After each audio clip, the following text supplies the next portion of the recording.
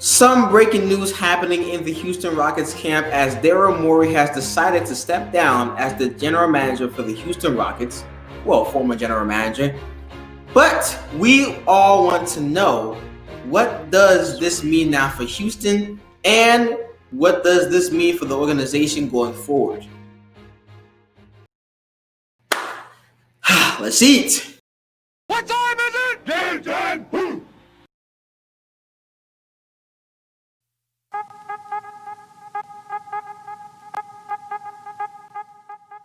What's going on, everybody? It's your boy, aka King Jaloff, and we are back again.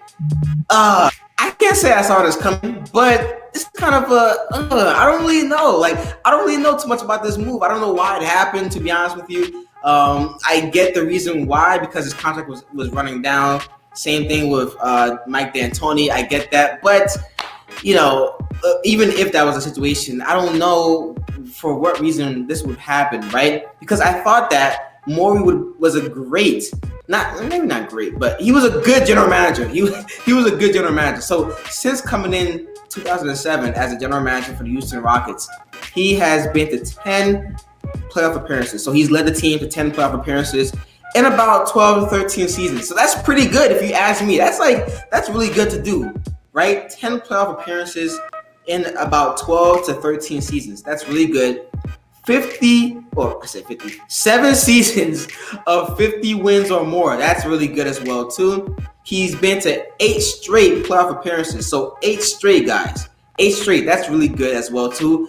The only blemish on his record, I guess you could say, only 2 Western Conference Finals appearances.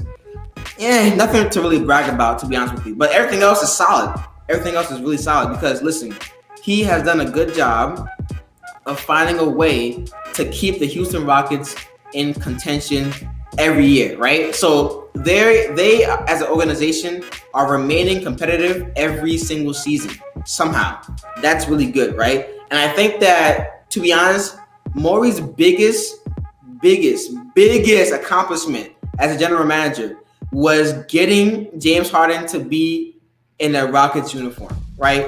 Because we all know the type of superstar that he would turn out to be in the near future. And he needed a team to lead, and that was his team.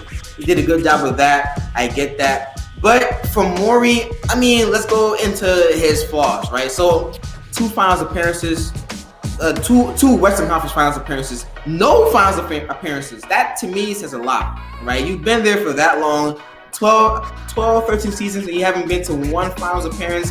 I get it. It's a tough Western Conference. You had the likes of the Warriors, the Lakers at one point, even before LeBron came in, the Lakers at one point. I get it. With the Spurs, but come on, man. It's tough. It's really tough in this business because when you have general managers and coaches in this business, it feels like sometimes they're not giving enough time to implement their philosophy and their style and what they want to do for the organization, right? And in some cases, it's deservedly so, right? In some cases, it's actually really, really fine, because when you have these coaches and these general managers who don't know what they're doing and they're not cut out for the job, it's fine to cut loose with them. It's fine to get rid of them, fire them, whatever the case may be. Because listen, NBA, NFL, doesn't really matter. NBA, NFL, MLB, the business is moving like this, right?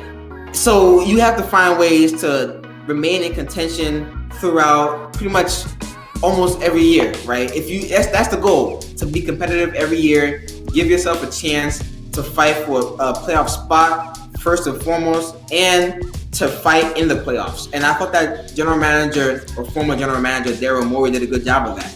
So things are unfortunate, but for the Rockets, where do they go from here? Listen, guys, no coach, so no Mike D'Antoni, no Daryl Morey. The Rockets are in somewhat of a rebuilding state. Listen, I get it, right? You have James Harden, Russell Westbrook, but now you need to find a guy, well, 2 guys actually, 2 guys who can implement their philosophy on the team. So you need to find 2 different personnel. That's tough to do when you have any instance where you have 2 big holes on your coaching or on your staff, right? for a general manager and a coach, a head coach at that, that's tough to do. That is tough to do. So for the Houston Rockets, they need to find guys who can replace the two massive holes that they have just dug up for themselves, to be honest with you. And I don't know where they go from here, right? Houston Rockets, they still have some talent. Harden, Russell Westbrook, Eric Gordon, but we have to see what they will do in the future this offseason, who they will chase to replace these guys, and we'll see if that was a positive move for them in the end, or was it a negative move, because we never know, right? They could get a coach who turned out to be worse than Mike D'Antoni. They can get a GM who turns out to be significantly worse than Daryl Morey. We're talking about Daryl Morey leading the Houston Rockets to 10 playoff appearances. The next GM that comes in could possibly lead them to 5. We never know. But anyways, that doesn't matter. But the question is, what will Daryl Morey be remembered for during his duration as the general manager for the Houston Rockets? I'll tell you what he'll be remembered for. His comments regarding Hong Kong. So he made some comments advocating for freedom for the protesters in Hong Kong, which rubbed people the wrong way. Because listen, when you look at the comment, right, it's not bad when you first see it. Advocating for freedom and rights and everything, but boy, was China mad. Were they pissed? They were pissed off. So when you look at the Houston Rockets, China loves the Houston Rockets. That's like their favorite NBA team. You know why? Yao Ming brought a lot of publicity to the team. He raised a lot of awareness for China, and because of that, they kind of fell in love with the Houston Rockets. So coming from Morey, who was the general manager for the Houston Rockets at the time, that's not looking too good, right? At the time, it didn't look too good. He received a lot of backlash, and that caused China and the NBA to lose out on a lot of business moves, business relationships that they could have possibly had for the future. So it didn't really end too good. But when you come out and say something like that regarding China and their freedom and protesting and all that type of stuff, and if you don't say the right words, or at least if you don't educate yourself to the point where people thought that he wasn't educated on the subject, and him coming out and saying that automatically just brought negative tensions, something that you don't want to have between the China Basketball Association and the NBA, because China is a massive partner for the NBA, a massive partner. But anyways, guys, that's all that we have for this video. The Houston Rockets ate today, and I'll tell you why.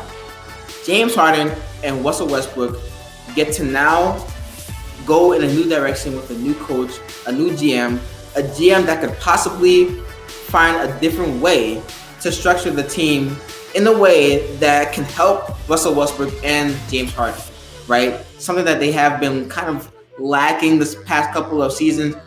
You can make an argument that they haven't been built around, or at least James Harden for that matter, he hasn't been built around the proper way. And in some cases, you can make a case that he's been built around the best way possible. We don't know. It's debatable.